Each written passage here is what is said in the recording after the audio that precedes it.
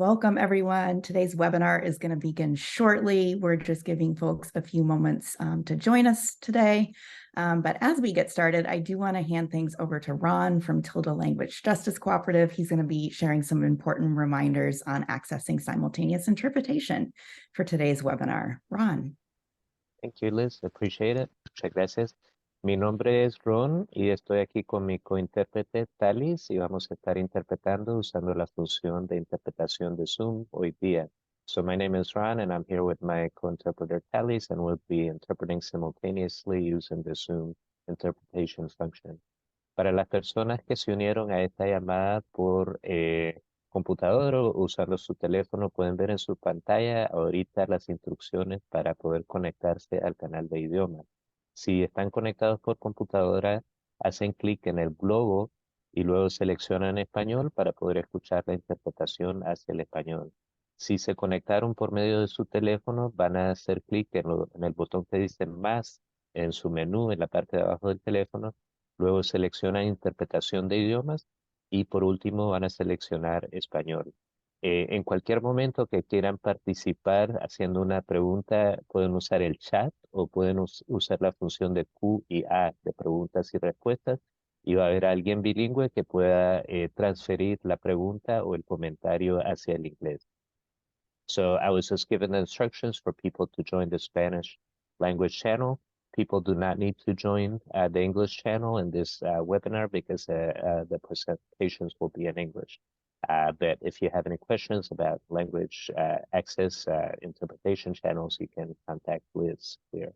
Si tiene cualquier pregunta, puede contactarse con Liz aquí o con uno de los intérpretes, pero vamos a estar interpretando, entonces no vamos a estar muy accesibles, pero pueden comunicarse con Talis o con mi persona. Thank you so much. Muchas gracias. Thank you so much, Ron. Appreciate that. Once again, good morning, everyone. Good afternoon, depending on where you're joining us from. We're excited to have you here for this conversation today on equity, inclusion, and owning our cooperative identity. My name is Liz, and I'm going to run through just a few housekeeping items before we get started today. First off, again, thank you for joining us. We have an hour and a half together today, and we have set a good bit of time aside for audience Q&A, so we definitely encourage you to ask questions throughout the webinar. We have some incredible panelists lined up to talk to today, and so I know that you're going to be eager to get questions to them, so please type them in the chat box. You can also add them to the Q&A box, and our team on the back end will be monitoring that conversation. And we promise to do our best to get to as many of your questions as possible. We do want to make sure that you have ample opportunity to share your thoughts. That is a big part of why we're doing this webinar today, is to hear your thoughts on the cooperative identity. And this will all be part of the co-op identity consultations that we're doing throughout the end of the year. So to get us started, it's my pleasure to introduce Urban Crowell. He's an NCBA CLUSA board member, and he is executive director of the Neighboring Food Co-op Association. Urban is also a member of the Cooperative Alliance, the International Cooperative Alliance's Cooperative Identity Advisory Group, which is leading the ICA's cooperative identity consultation process. And he's going to hop on and give us a little bit of framing and introduction of what that all means. And then we'll head into our panel discussion. So welcome, Urban. The floor is yours. Thanks so much, Liz. It's a real honor to welcome you all today. I want to thank you all for joining us online and taking the time to be part of this important conversation as we work to ensure that our co-ops remain relevant to the challenges of our time. In many ways, this dialogue goes back to the beginnings of our movement and the efforts of generations of cooperators to offer a more inclusive, democratic, and sustainable economic alternative. But for the sake of time, I want to flash forward to 2015, when the board of directors of NCBA CLUSA had embarked on a conversation around our vision for the future and the relevance of co-ops to the challenges before us. Later that year, the board of NCBA approved a new vision for the role of co-ops in building a more inclusive economy that works for everyone. We had found firm footing for this vision in the history of the cooperative movement and in our shared values of equality, equity, and solidarity that are enshrined in the identity. Similarly, the ICA's guidance notes on the cooperative principles provided important context for the relevance of the principles to some of these issues. That next year, in 2018, NCBA had the pleasure of hosting the ICA in Birmingham, Alabama, with our members, the Federation of Southern Cooperatives Land Assistance Fund. And that was a meeting marked by a shared experience that recognized the history of the US civil rights movement and the significant contributions made by co-ops in the fight for justice and equality. It also served as an example and inspiration to the potential for positive change and produced a resolution, a joint resolution by the ICA and NCBA on the importance of inclusion in advancing the UN Sustainable Development Goals. And then in 2019, the NCBA board approved a resolution supporting efforts to ensure that diversity, equity, and inclusion are clearly understood and enacted priorities within our shared values and principles. And then in 2020, the World Cooperative Congress set the stage for renewed dialogue on the relevance of the identity and the launch of a global consultation and how it might be brought to bear to the challenges of our time, from equity and inclusion to the digital economy and the undeniable impacts of climate change. In this process, the Congress established the Cooperative Identity Advisory Group as the steward for these dialogues, which have included a global survey and the development of a toolbox for local and regional consultations.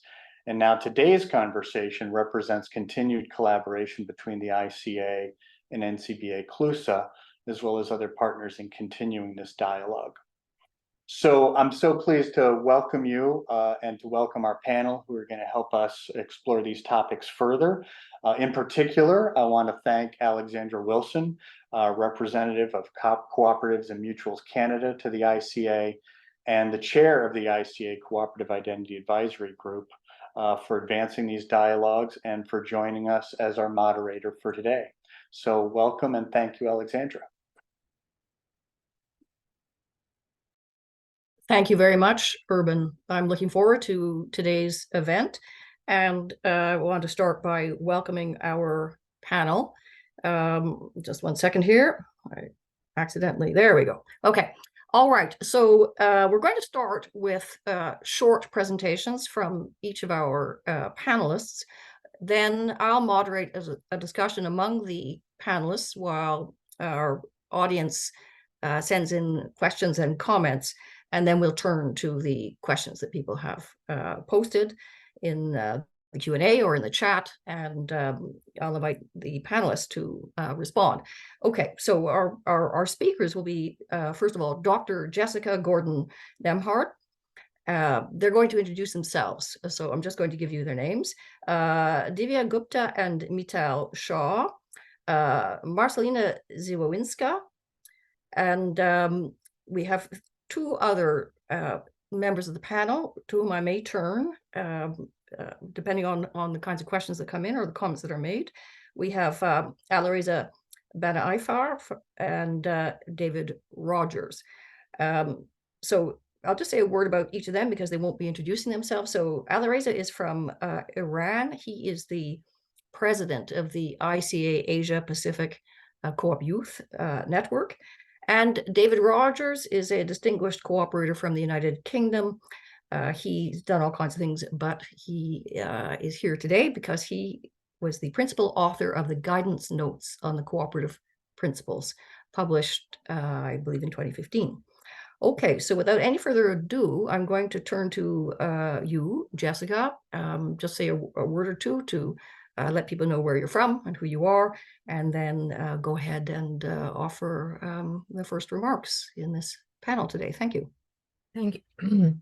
Thank you so much. And thanks to the organizers for doing this. And I am looking forward to the dialogue and to hearing from my esteemed colleagues. I did want to actually start with a quick land, ancestor, and earth acknowledgement. So acknowledging the original stewards of the land. I'm in New York City at the moment on Lenape Nation land.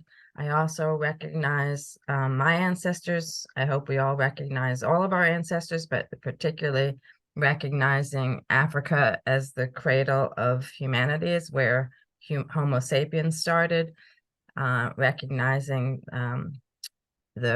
resistance, right, that we all have used co-ops to resist and persist, and then also recognize Mother Earth and our need to protect Mother Earth.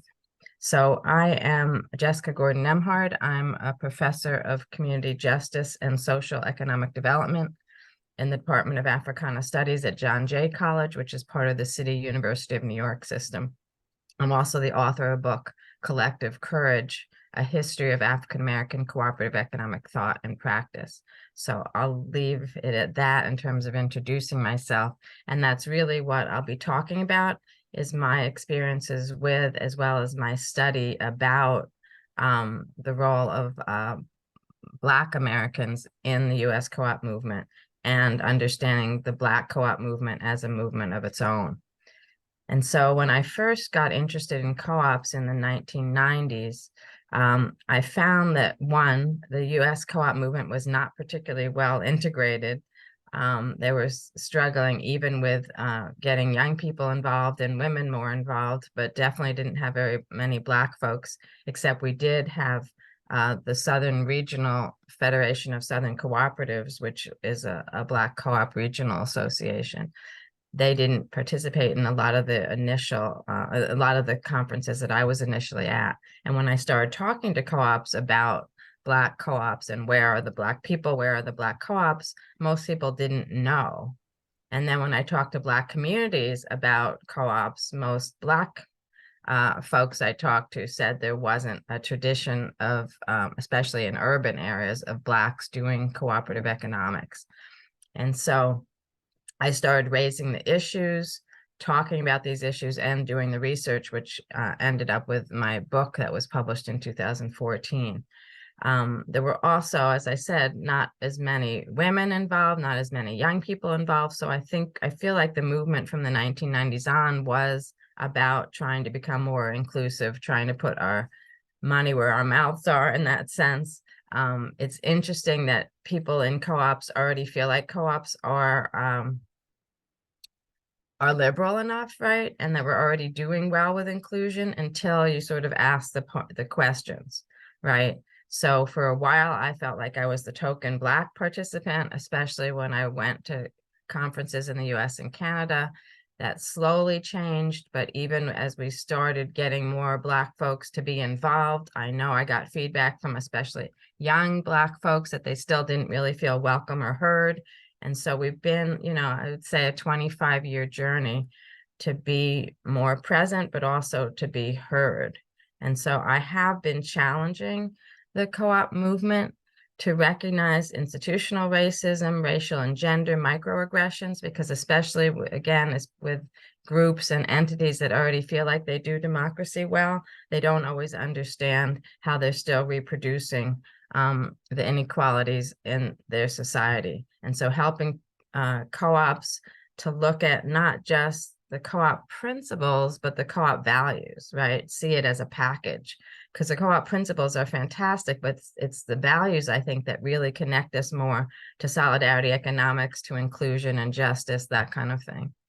And finally, I guess I want to say I've been teaching a course at St. Mary's Master's program on diversity, inclusion, equity, and justice. And I just wanted to explain why I like that terminology. And then I think later on, I'll have a chance to give you some examples of where I've seen specific growth and tools to do inclusion better.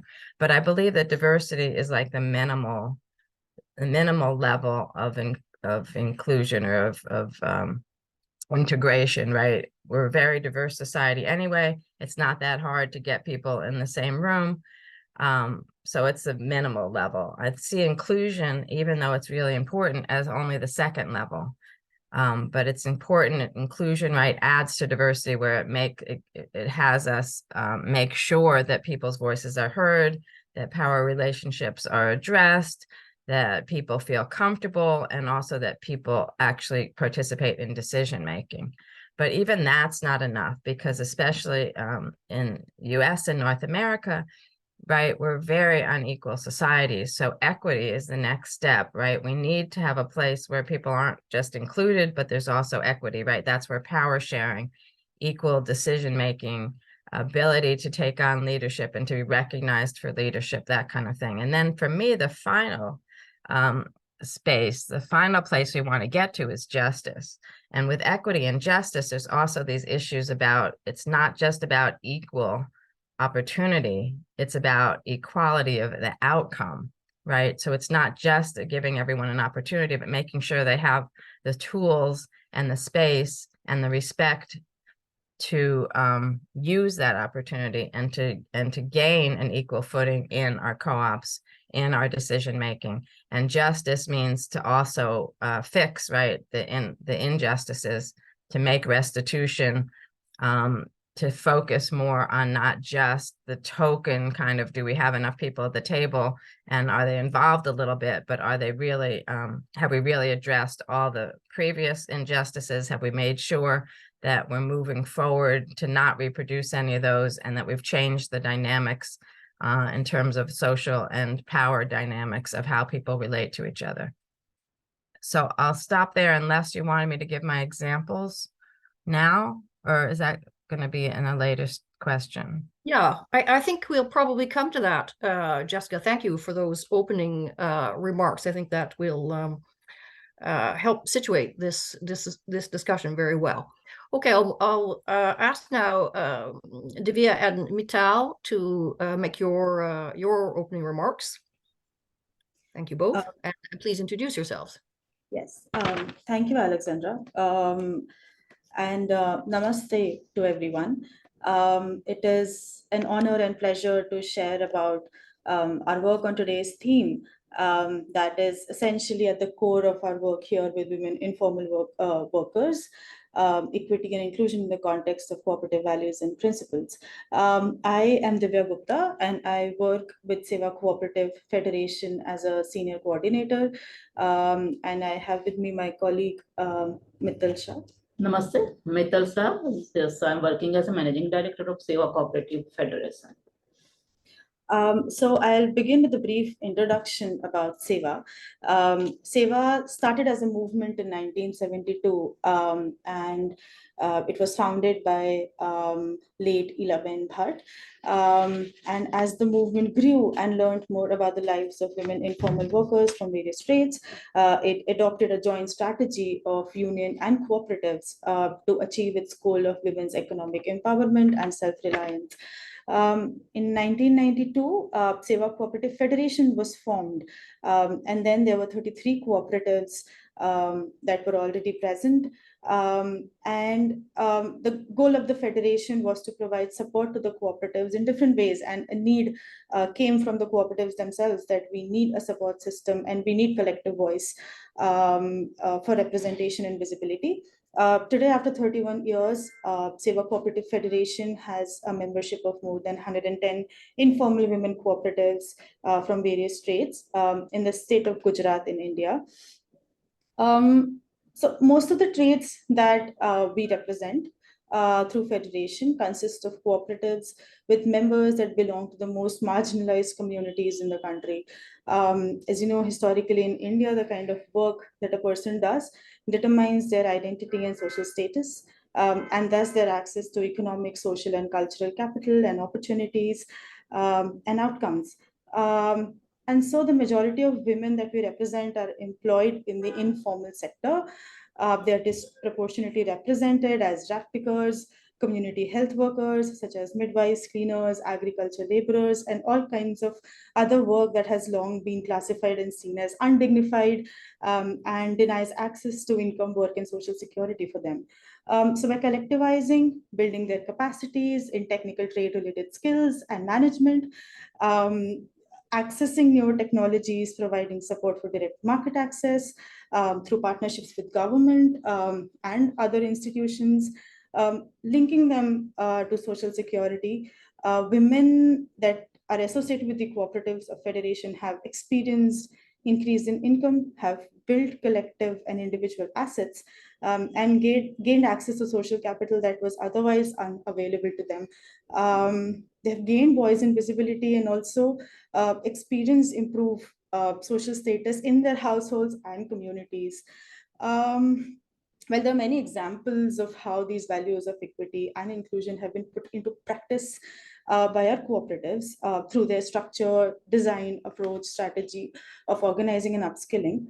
I would just like to ask if we should share the examples right now or later. Yeah, thank Yeah. you for asking. Let's make sure not to forget it, but I'll suggest that we move on to our next panelist, and we'll find an opportunity. Yeah, that would be good. Okay, terrific. Thank you very much. Okay, now I believe that Marcelina has in the end been able to join us. Are you with us, Marcelina? I thought I saw you a moment ago. There you are. Terrific. Welcome. Yes, hello, Ah. thank you. I explained to people that you would be joining us if you could, so it's terrific that you're with us. I'll ask you to first just to tell us who you are, and then to make some opening remarks. And after your opening remarks, we're going to move to our panel discussion. So I may come back to you at that point and ask you a follow-up question. But take it away. Hello, thank you very much for the invitation, and sorry for being late. And I have some accident yesterday, and I'm just sitting and waiting by the hospital to check if everything is all right. So thank you for your patience and understanding. I work in NGO sector for several years. I think about 10 in area of empowering, let's say, marginalized communities. And I work in, this is called ABCD model, so asset-based community development model, which is, assume that we in the community have everything that we need to achieve our goals.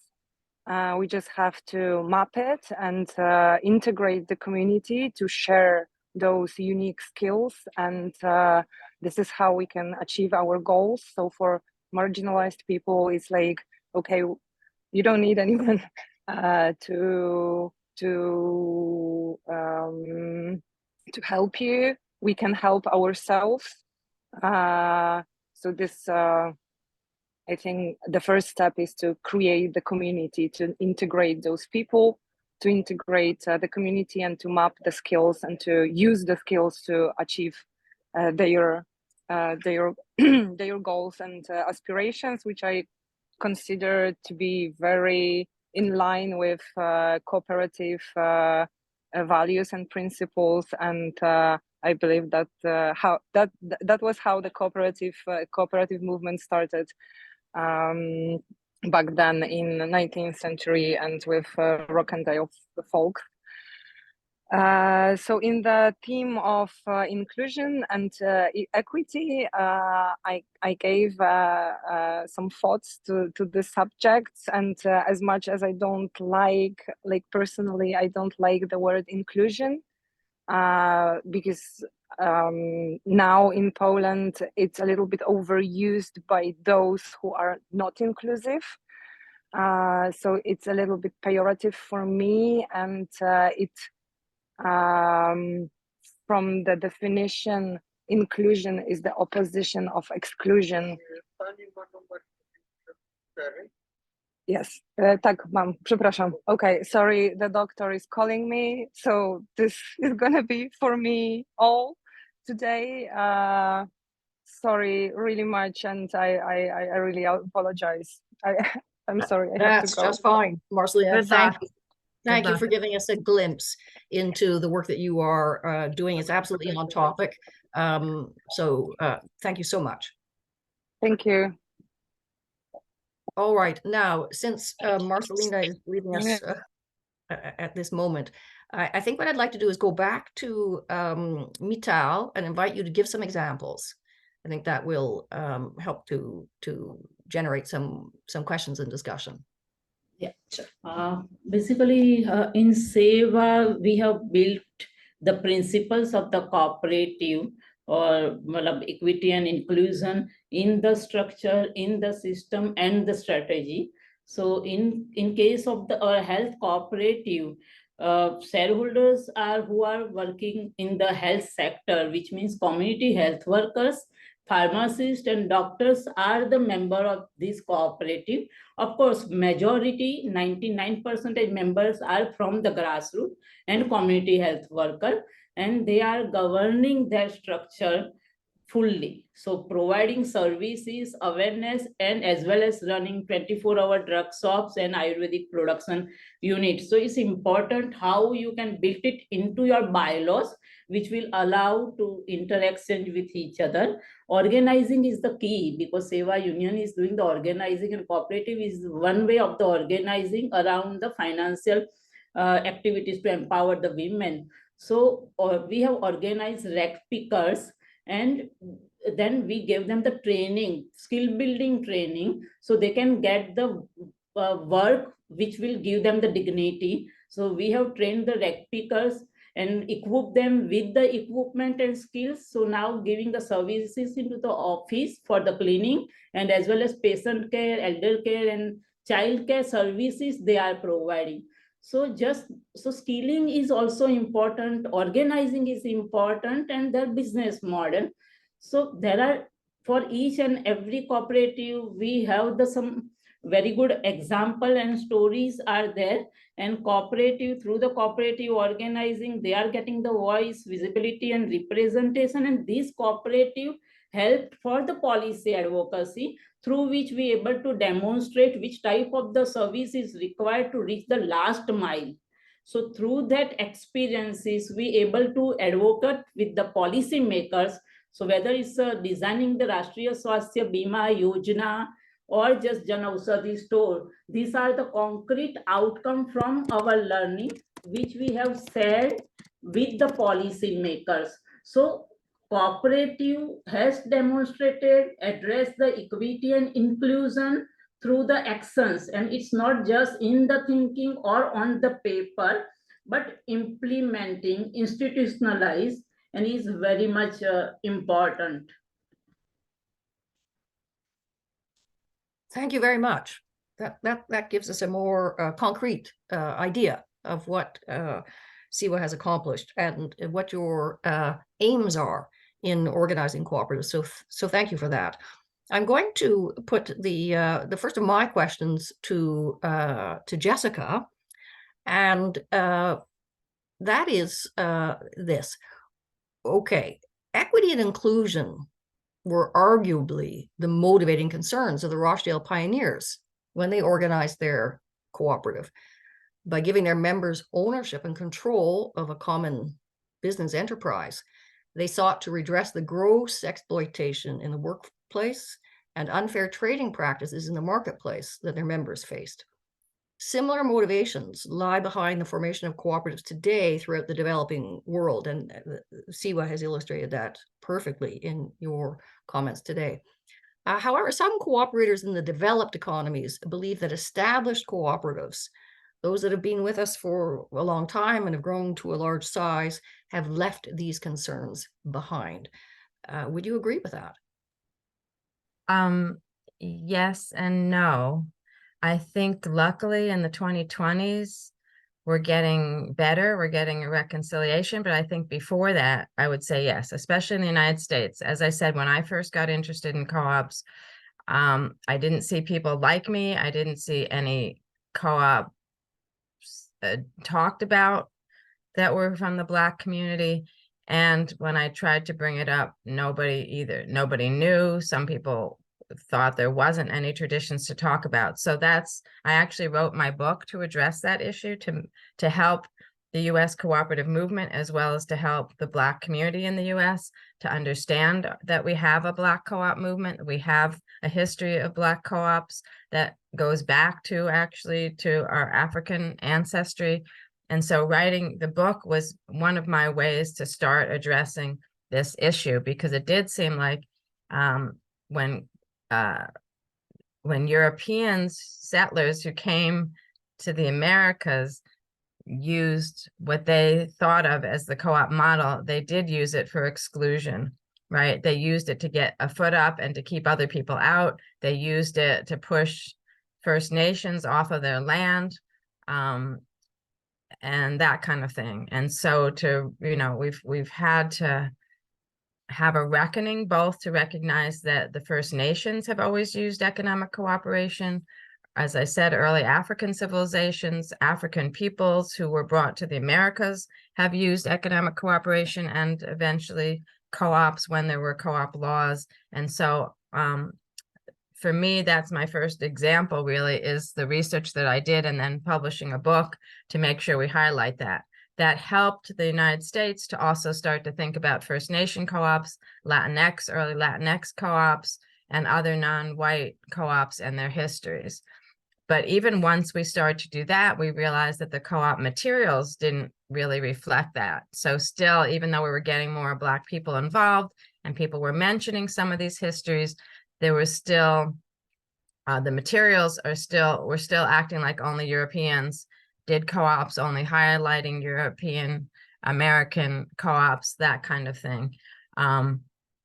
And so again, we've been, and I feel like it's really only the 2020s that we've been talking honestly about this, and that we've been changing our materials and changing the sense of welcome that people have. So I can talk a little bit about what changes I'm seeing, if that's appropriate for now.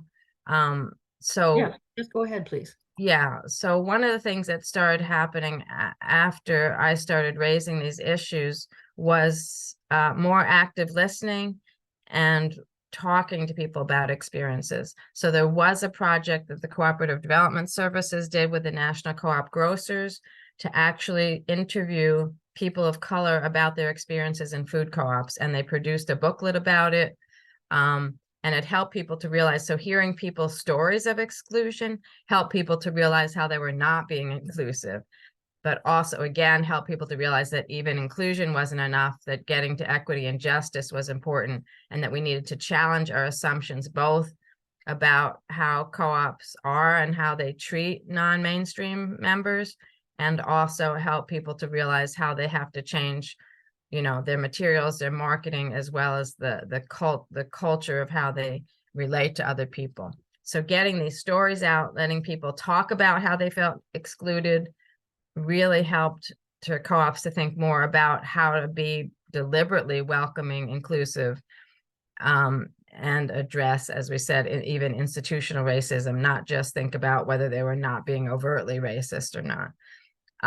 Then more recently, the U.S. Federation of Worker Co-ops, I just heard a presentation about their new theory of change, which is really exciting.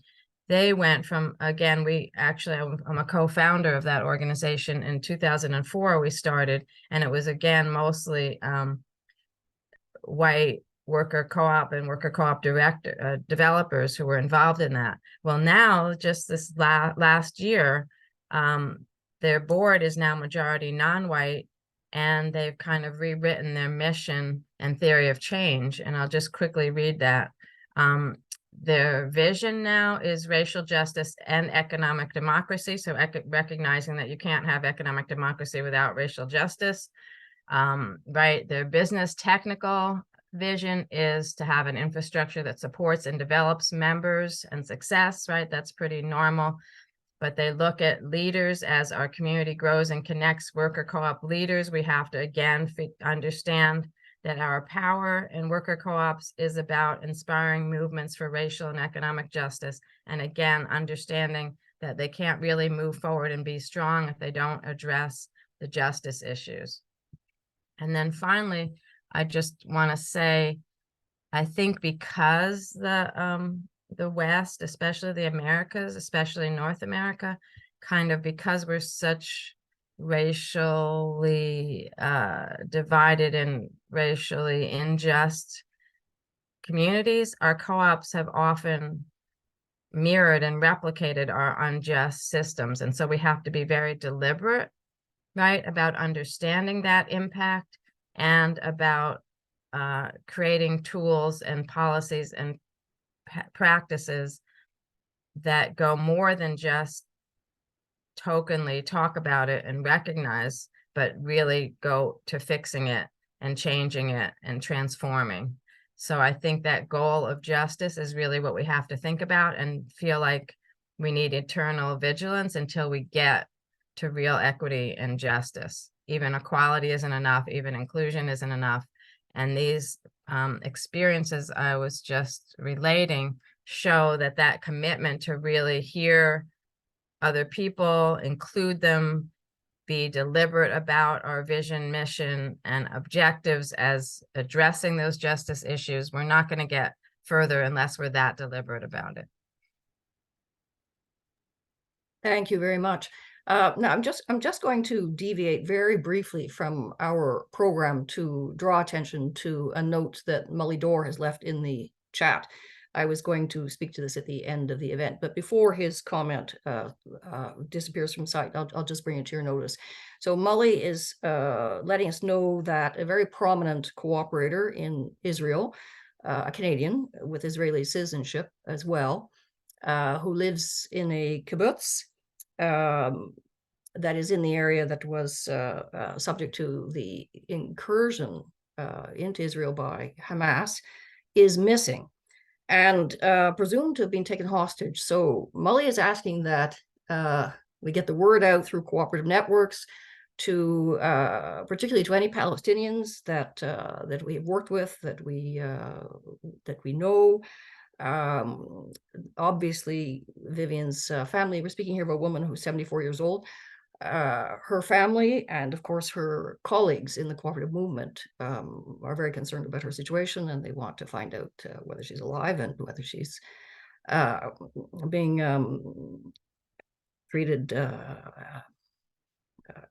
in an acceptable way. So I just draw that to your attention. Think about the people you know in the world, and if you think you can get that message out to people who may be close enough to the scene that they may have some information, that would be much appreciated. Thanks. Okay, now we'll go on to another question. And this, I think, is quite an interesting one. So when we think about equity and inclusion, we are thinking typically about the first co-op principle, voluntary and open membership, and also about the second principle, democratic member control. But arguably, the seventh principle, concern for community, is concerned just as much with these questions of equity and inclusion. And so the question that I'd like to put to our panel is how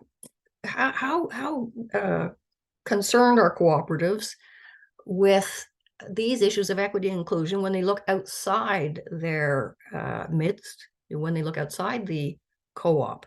Are cooperatives fighting systems of oppression in their local communities, to use the words of one of our audience members who has posted a question? And so I think I'll turn to Divya and Mittal to speak to that, if you can, please. Let's see. Okay, so our experience when it comes to systems of oppression outside the co-op, specifically in our experience when we work on building, when a woman joins a co-op, she builds her capacity and her decision making, and I think she's able to, if keep her opinions when she becomes a part of the board, when she develops her leadership, her skills. And we've seen a drastic change in the way she puts her opinions in front of her husband or in the community. And we've seen an increase in the participation of women in local decision-making structures. And there might be some examples that I'd like Mittal to share. And I think in SEWA, it's very much clear that Divya and Mittal has to facilitate, so not to control. So rights are with the women members. The chairperson and all the office bearers are from the women.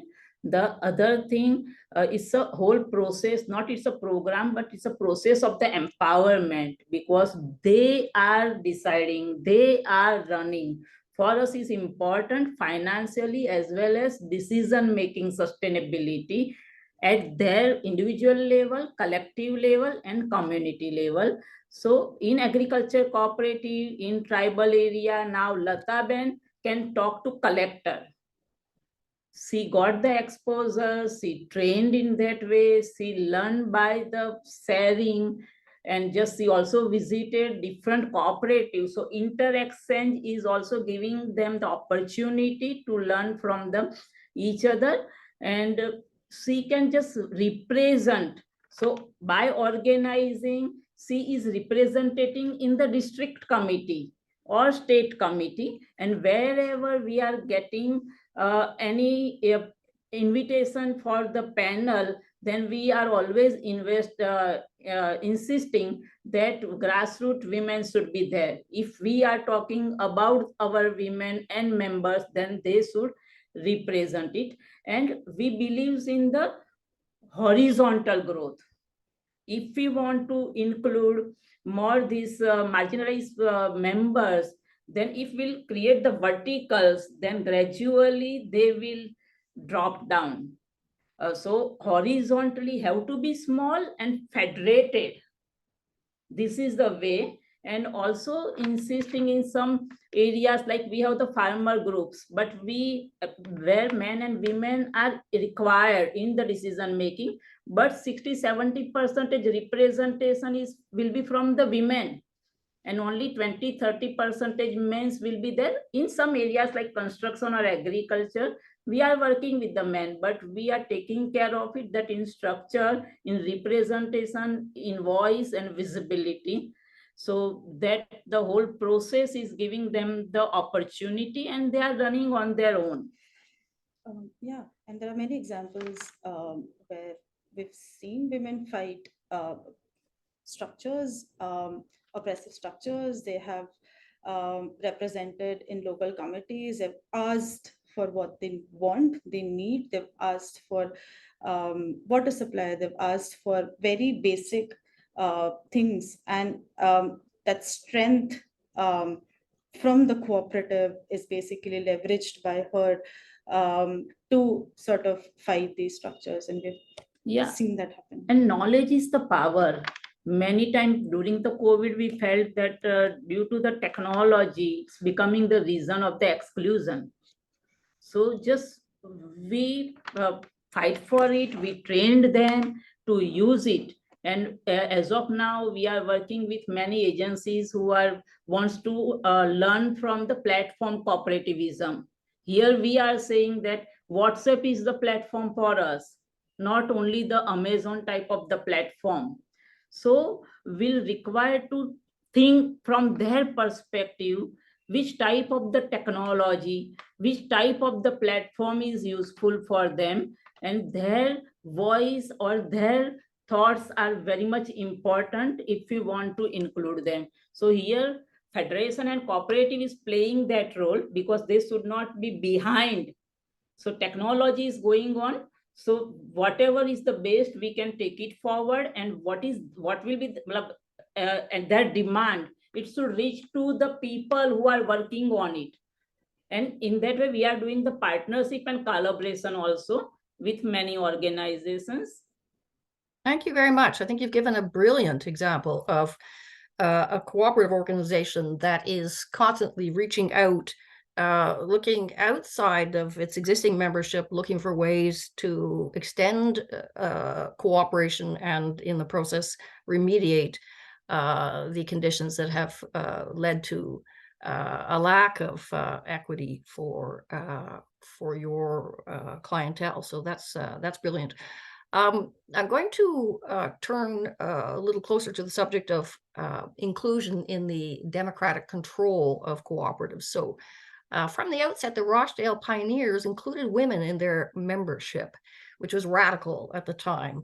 They gave them the right to vote in the affairs of the cooperative in 1844, fully 84 years before women in Britain won the right to vote in national elections.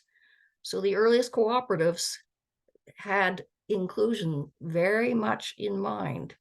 How do cooperatives today ensure the full participation and representation in their governance structures of women, youth, racialized persons, and other underrepresented groups in the population? I'm going to turn first to Jessica, but I'll also turn, because Marcelina has had to leave us, I'll turn to Alireza as well. So you can prepare yourself, Alireza, and add your comments after Jessica. Jessica, go ahead, please. Yeah, and I think Marcelina might be back. Why, she is. Good. Okay. Well, Yes, both yes. chance Hello, to I'm back, speak. but it can be interrupted. I'm sorry. I'm in the waiting room, so Yes. Okay. I'm Well, really sorry.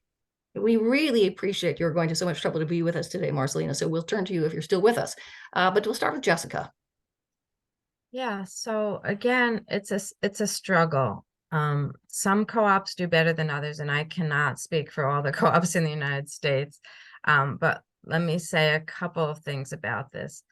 First, actually, I wanted to say from the last question, when I studied African American co-ops, I did find that they were often outward looking. So while they started the co-op for very survival, very specific needs of the members, many of the co-ops saw themselves as helping to develop and stabilize their communities in order to advance the race, as they would say, so to make things better for all Black folks. And a lot of their co-ops participated in other ways.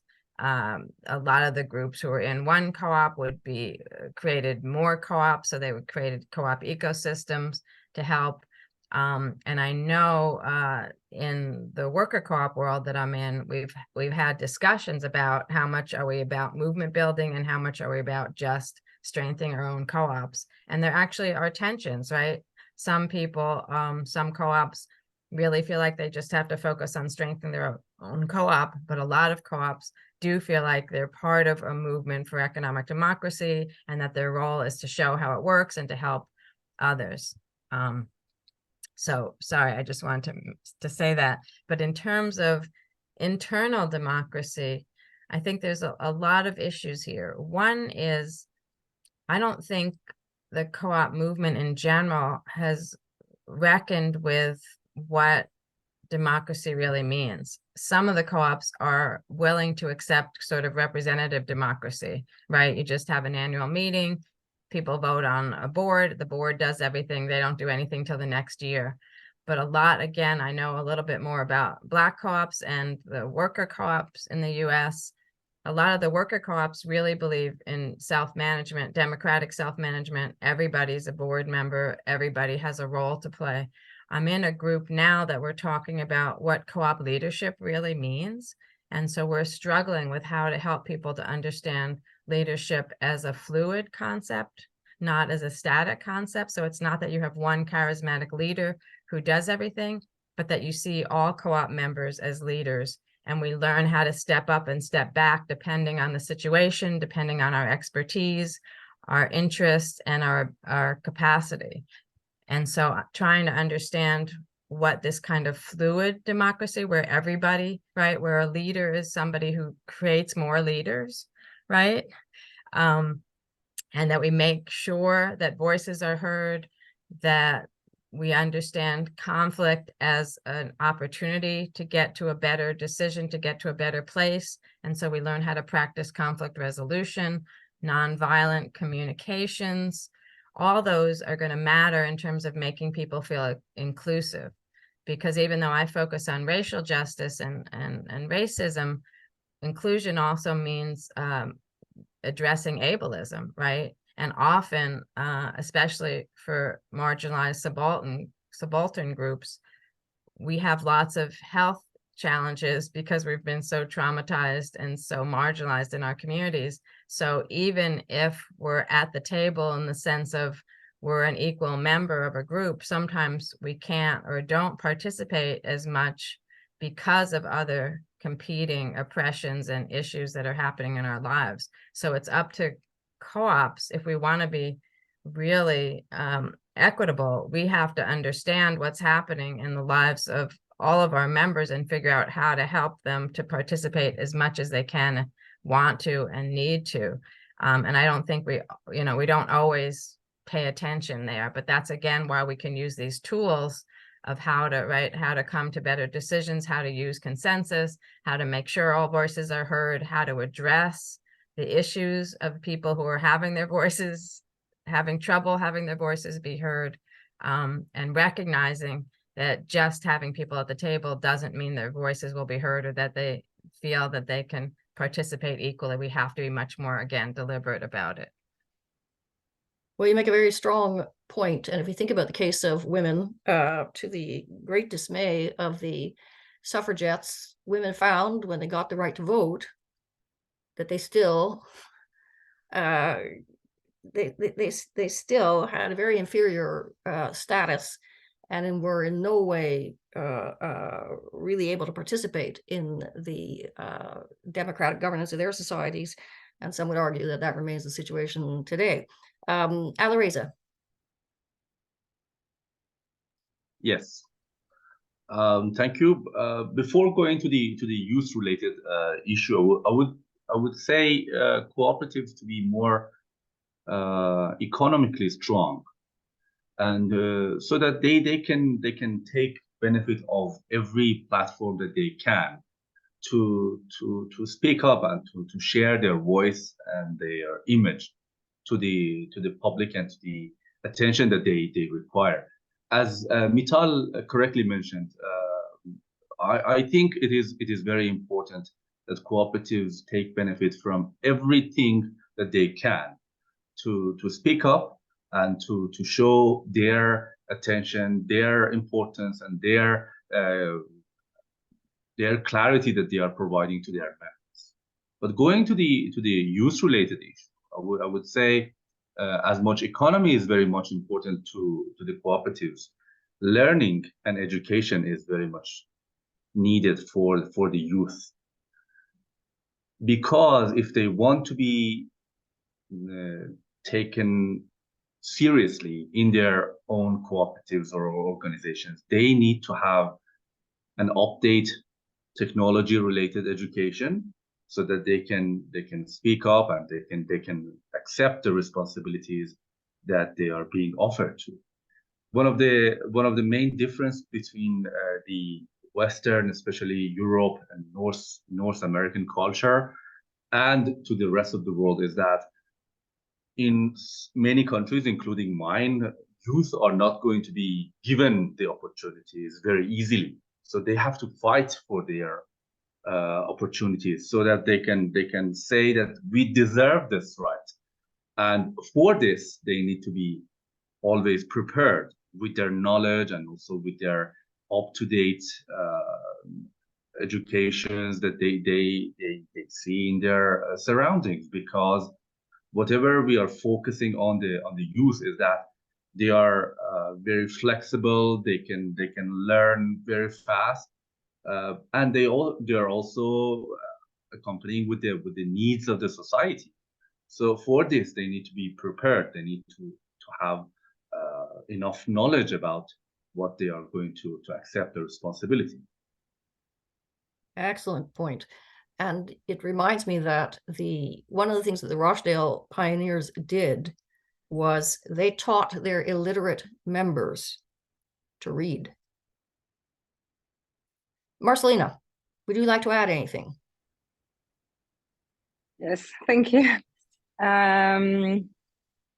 So about my previous little speech, I just want to wrap up to say that I was trying to dig into the inclusion. So what is the inclusion? And I really like the connection you made with the Seoul panel, with the women empowerment and actually the nurturing feminine energy. And I really like, I really think that inclusiveness is about empathy.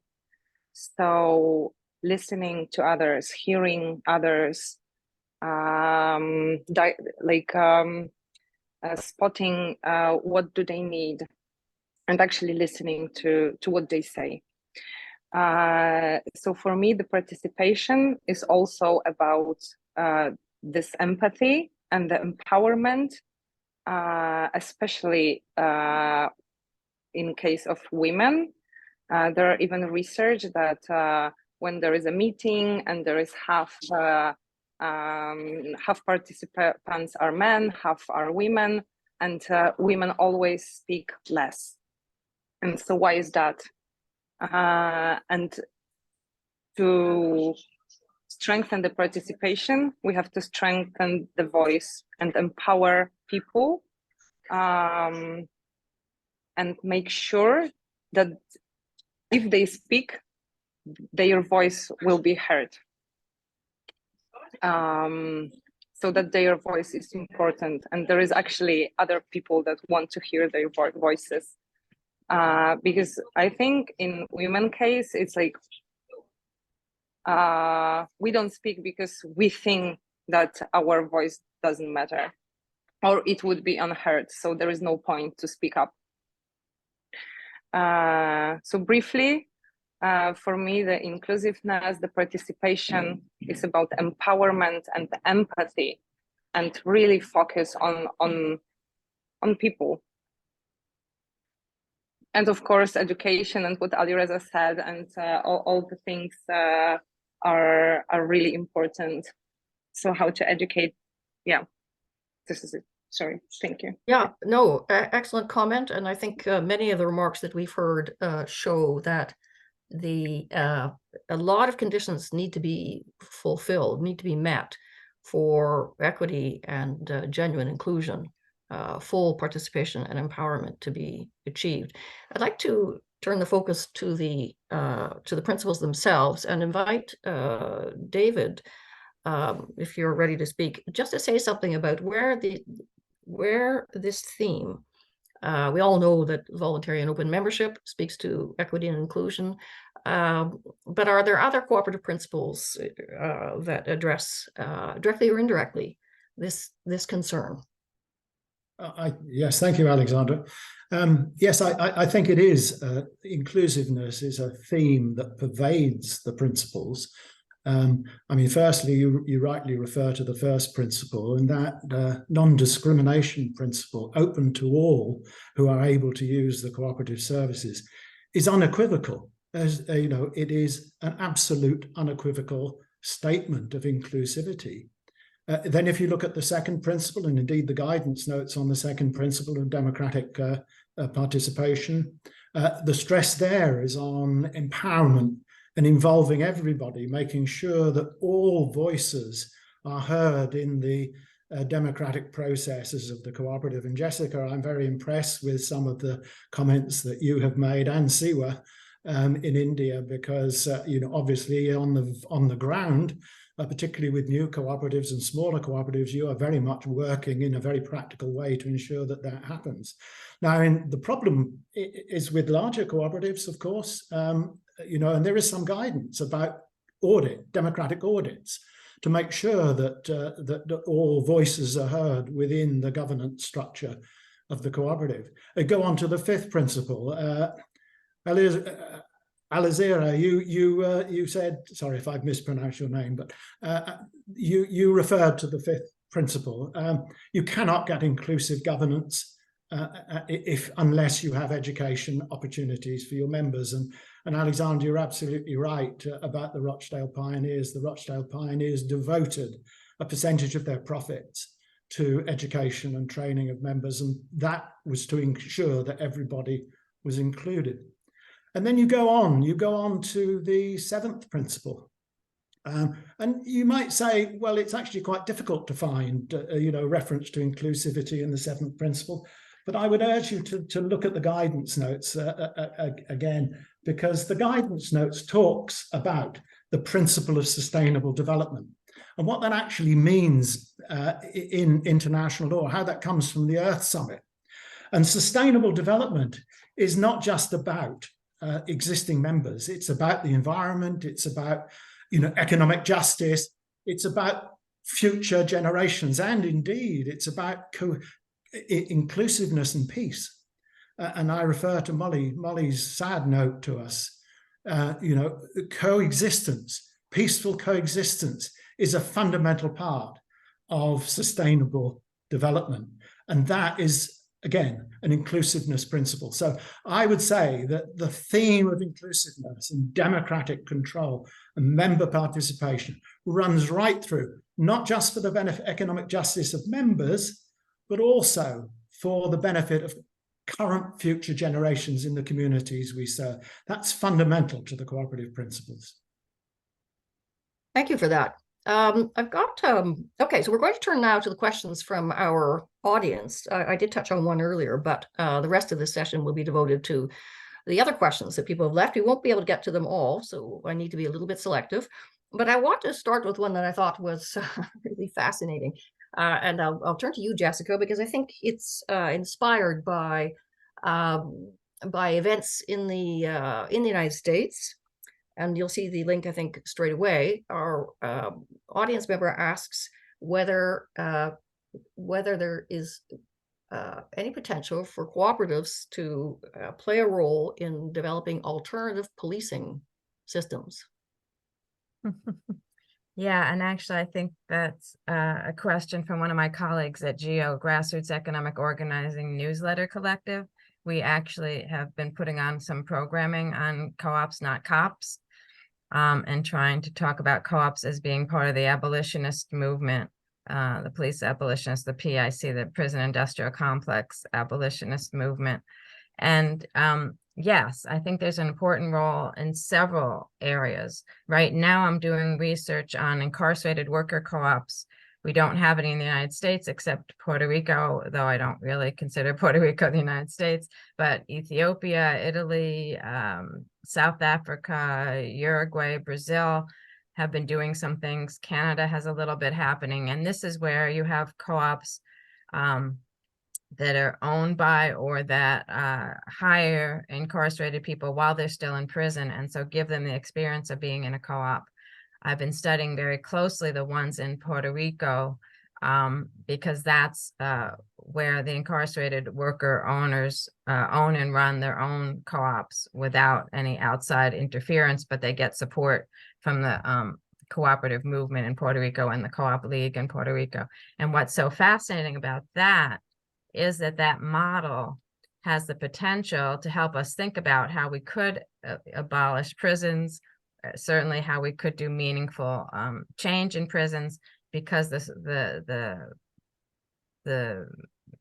data that I'm collecting by interviewing former members of these co-ops is how powerful the experience has been, both for them financially and socially, behaviorally, psychologically, and the impact on the prisons and on the prisoners' families.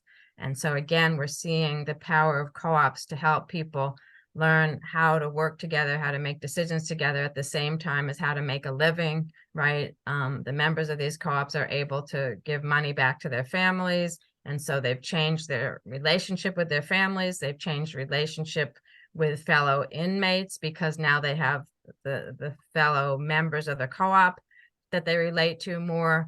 Most of the guys that I've interviewed ended up with commuted sentences. They had sentences of like 99 years or more, but after 15 years or less, actually got out of prison, and they contribute, they say the reason why was because their activity in the co-op really changed their behavior, their attitude, transformed their understanding of what they could do, who they were, how they act in the world.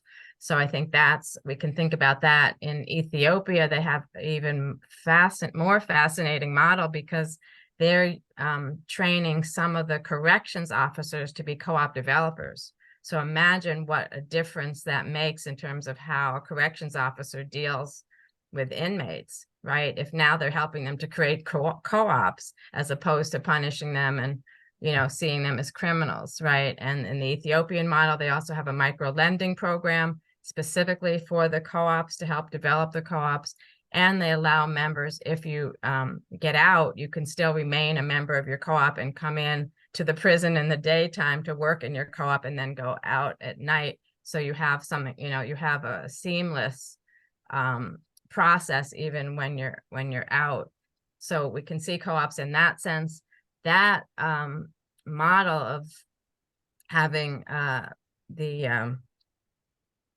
I was going to call them the oppressors, but the corrections officers be co-op developers makes me think that we could do something like that too with police officers. We could also think about a worker co-op model of security, right? Security, local security systems being worker co-ops instead of being police. So being from the members. I know when there was a Black security worker co-op in New York City doing security for a housing co-op in the 1980s that was actually run by the Nation of Islam. So they had the connection with the spirituality and a religious organization. There were local community, mostly young Black men doing a worker co-op to help protect the housing co-op that their families were living in. And so that's a kind of model that I think we could think about for security in the future and for how to transform some of our policing and our policing society.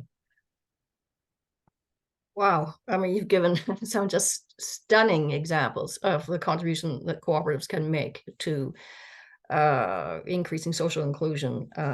That's the examples you gave about cooperatives in prisons really deserve to be highlighted and made known throughout the cooperative world, but in the wider world as well. Cynthia, a member of the audience, posted a question in the chat, and that had to do with tokenism. So she, I don't have it in front of me now, but she essentially says, you know, we see too much tokenism, let's say turning to the same handful of individuals to serve in one role or another in a co-op to kind of check a box. These are my words, not Cynthia's, which have disappeared from my site, but I think this is the gist of what Cynthia was getting at. And she asks what can be done about that. I'll just, I think I'll turn to Marcelina, since you're with us again, and see what your thoughts are on that subject. I don't know what I think, sorry, about tokenism, so I wouldn't be the right person to ask. Okay. Who among the panels would like to speak to that? I did actually respond in the chat. Did you? Good, Yeah. Jessica. Okay. Great. So, but I can just say quickly, so tokenism is where you have one person to represent the group and pretend you have diversity and inclusion, right? So have one woman on a panel or one Black person on the board or something like that, and then say you've got enough representation of that group, and then also expect that person to represent the whole group and to, and so what I was saying is that, to address tokenism, that's why I talk about diversity and inclusion are not enough, because diversity can create tokenism, especially for groups that are superficially just trying to, be by appearance look like they're inclusive. And then, as I said, I also think inclusion isn't enough, because you could have people on the board, but not give them a voice, not give them, not make them comfortable being heard, not give them the tools they need to participate fully. And so again, that's why I talk about equity and justice, because equity forces us to look at how do you get to equal outcomes? What is it? What are the inputs you need to make sure people have equal benefits, equally benefit, that the outcomes are equal? And then, as I said, justice is about how do we make sure we're not reproducing the inequalities, but we're changing and transforming the power dynamics, the access, the participation. So that would be my answer to that. Could I also answer that question about the theory of change? Yes, sure. Go ahead. Yeah. So a theory of change means you have a theory about how change happens. And so, what I've been just talking about is the theory of change, right? That we need equity and inclusion in order to get change, right? We need to be very deliberate about making sure we deal with equality of outcomes. The theory of change I talked about specifically was the U.S. Federation of Worker Co-ops, and their theory of change is that you can't reach economic democracy without racial justice, and I think they'd probably say gender justice also, and that their power, the power of worker co-ops and their power as an organization of worker co-ops rests in making sure that they address equity, inclusion, justice issues in everything they do. So not just saying we're here to make sure worker co-ops are stronger, but we're here to make sure that worker co-ops don't reproduce the inequalities and oppressions in our society. And we're helping to create those tools. We're helping to raise those issues. And again, this notion, the theory of change, is that if we deliberately raise these issues and deliberately create tools for how co-ops can address these issues, then real change will happen. It's not going to be enough just for people to talk about it, right? We've got to actually figure out how to do it. Thank you, Jessica. All right. Apologies to Cynthia. I see that your question was not in the chat. It was in the Q&A. And people, of course, can read it there if they want to see what your words were rather than mine. Now, I'm going to take one more question, but I'm going to invite each of the panelists in turn to speak to it. And then we're going to wrap up our session by just talking a little bit about the consultation, what it comprises, and how you can participate after today. So I'll go to Karen Zimbelman's question. So and I'll just read it. She says, what I hear is descriptions of ways that co-ops imperfectly live into the current statement of cooperative identity, especially the co-op values and principles. Those words are definitely aspirational, but is there something missing from the statement that would help or make co-ops live into those aspirations better? So I'm going to turn to each of our panelists in turn. I'll start with Divya and Mittal, and then I'll just go around and ask each of the rest of you. Go ahead, please.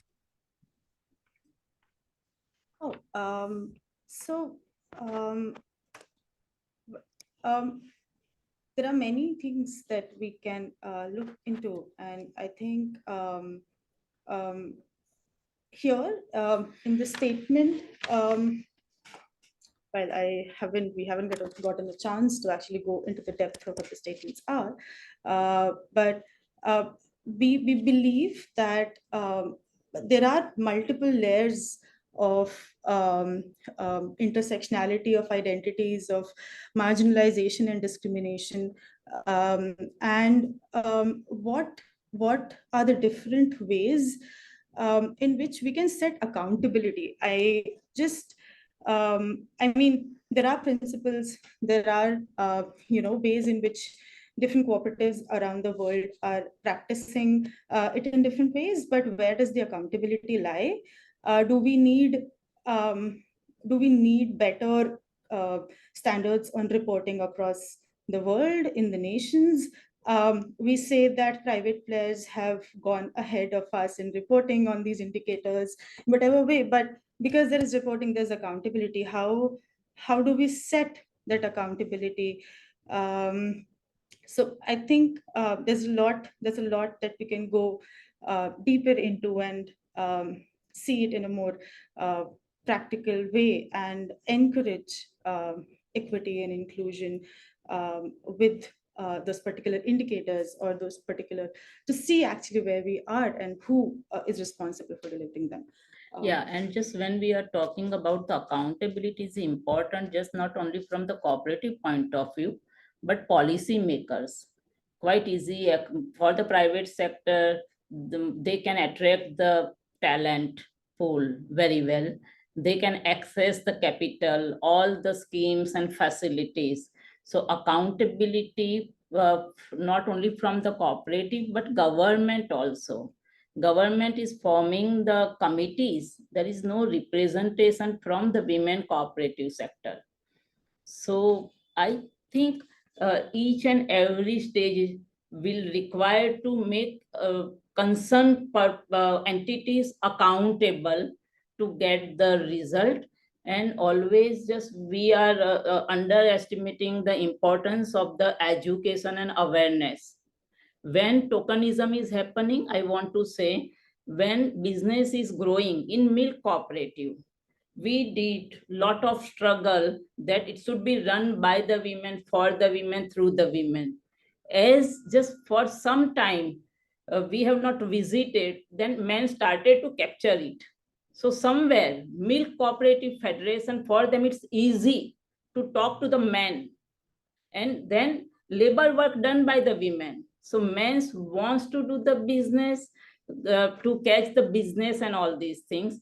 So constant, if we want the participation from the marginalized women workers, then constant handholding, education, and education not at the member, cooperative, or governance is important. But at the same time, like in Indian Institute of Bangalore, IIM Bangalore, just our Lata Ben, who is our agriculture worker and chairperson of the cooperative, she took the session about how through the cooperative we can do the economic empowerment.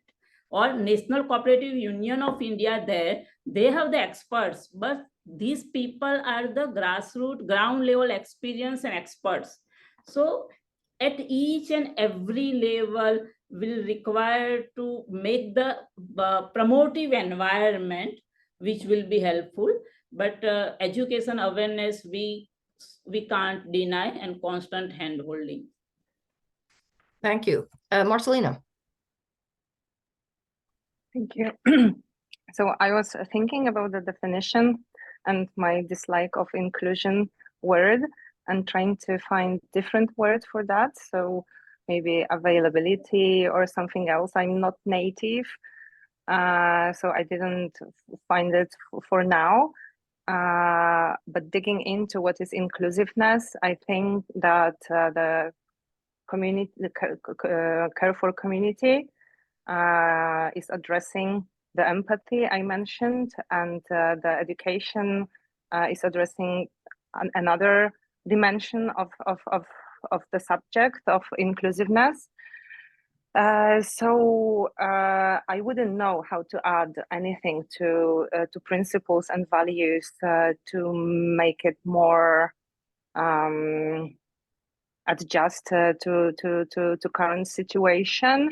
But I have one proposal because in the description there is with no discrimination at any level of gender, nationality, and so on. And I was thinking, do we need that? Because it's categorizing the world and categorizing us, this sentence. And for example, there is no age dimension. So should we add age, no discrimination from the age perspective, or without ageism, or so on, and we can multiply those categories, and we can also forget about the categories and say, so with beyond any categories, we are open to members beyond anything and any kind of categorization. So this would be my only proposal to change that description.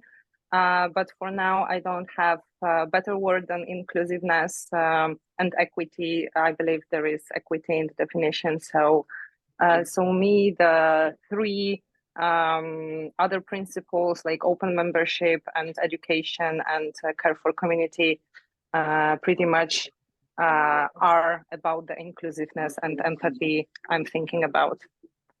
Thank you. Alireza. Thank you. Yes. After really enjoying the comments from coming from Jessica and Divya and Mital, I would say I'm referring to what we learned in the Seoul Congress for the cooperative, where we learned that responding to the needs of cooperative members is in the DNA of the cooperative. So I like this sentence because cooperatives do really care for what their members need and think of. But what I would like to add to the statements would be responding to the everyday changes of the society. The rate of the change in the world is a lot faster than like maybe 1 or 2 decades back, where the changes were happening in a very transparent way. But today's world, we cannot estimate how the change is taking us, because cooperatives are one of the big players, main players of the economy of different different countries, and also taking care of the social needs. But the change, the rate of the change happening in the world is so fast that if they do not get adapted to the needs of their society, they might fall behind. I think the necessity to pay attention to the platform cooperatives, to the needs of the societies in terms of technological changes would be one of the most important issues for the future of the cooperatives. Thank you. Jessica. Yes, thanks. So I actually think the co-op principles do need explicit language about accountability and tools for achieving accountability. I think that is important. I think the principles leave it a little bit nebulous, right? These are sort of aspirational, but not, not actionable. So I do think we need to try to figure out how to put more deliberate language about achieving accountability in these areas. And I actually, I go back and forth about whether we need an 8th principle about diversity, equity, inclusion, and justice, or whether we just need to infuse deliberate language, more deliberate language in each of the principles. I actually have an assignment for my master's students. I ask them to give me the best arguments for why we need an 8th principle for diversity and inclusion, or why we don't need it.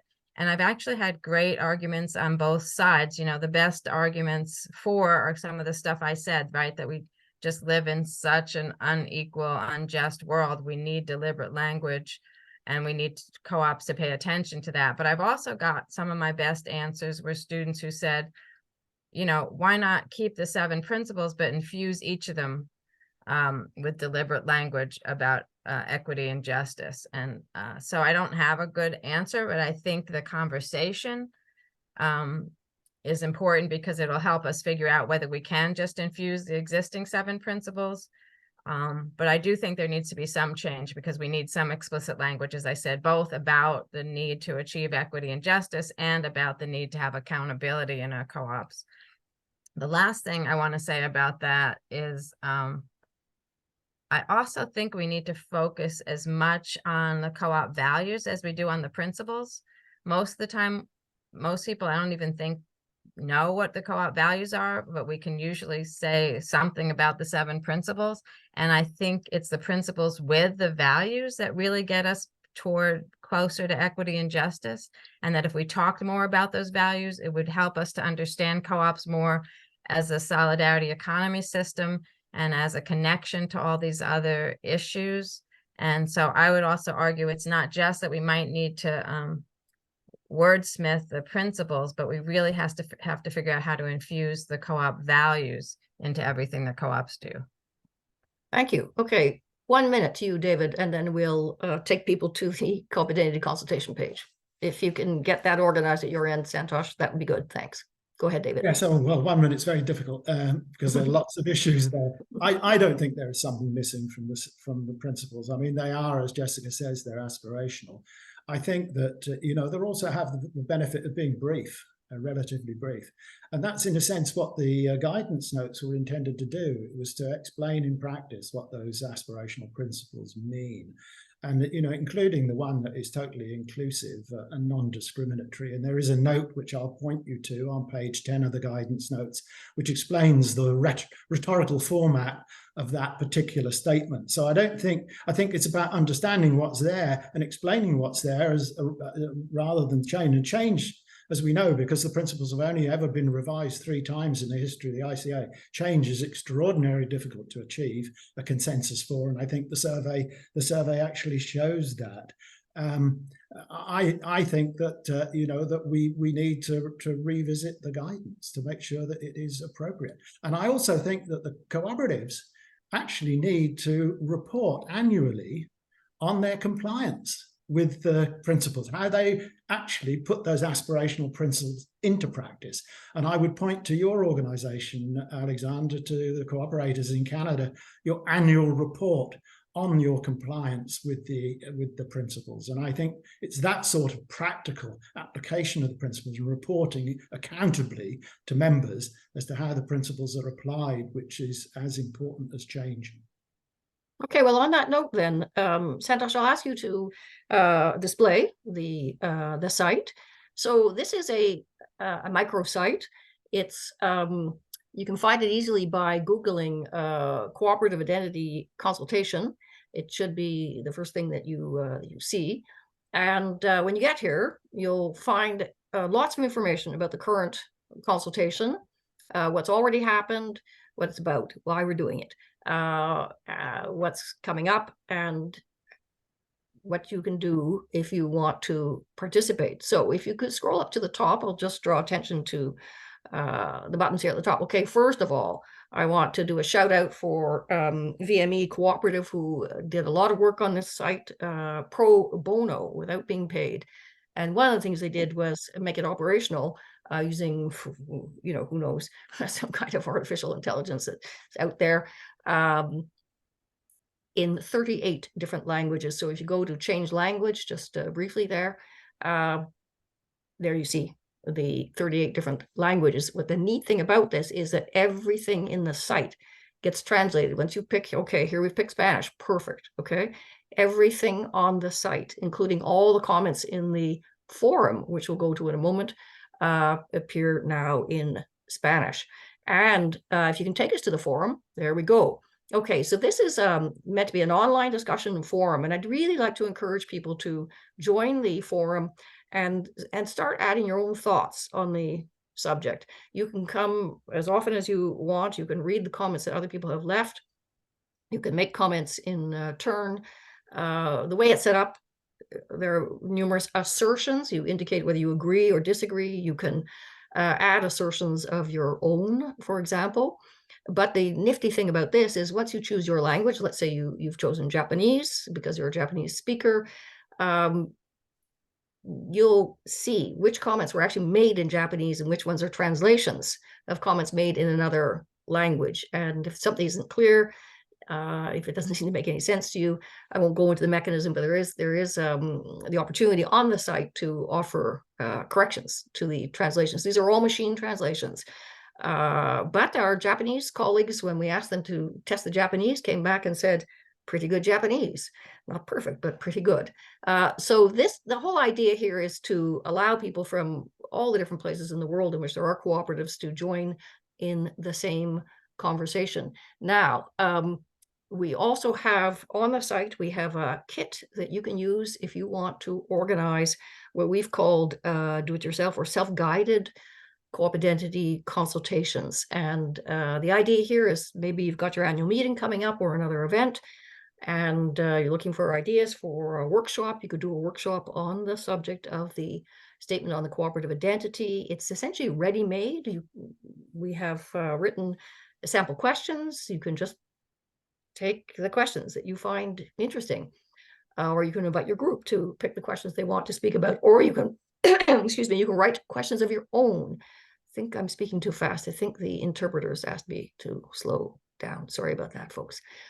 Okay, that's all we've got time for. But if you go onto the site, you'll find lots of other material. And if you want to get onto our mailing list, let me put it this way. If you don't want to get onto our mailing list, drop us a line and tell us. Otherwise, I think we'll just take the attendance list or the registration list from today's event, and we'll add you all to the Co-op Identity Consultation mailing list. So when we're doing further promotion of activities that are part of this consultation process, you'll get notice of those. So I want to thank you very much. I want to thank all of our participants.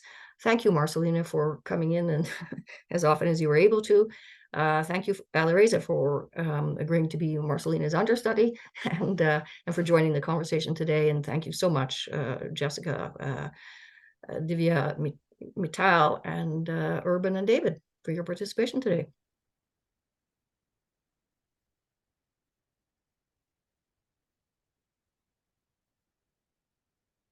This is where I'm supposed to drop the mic, right?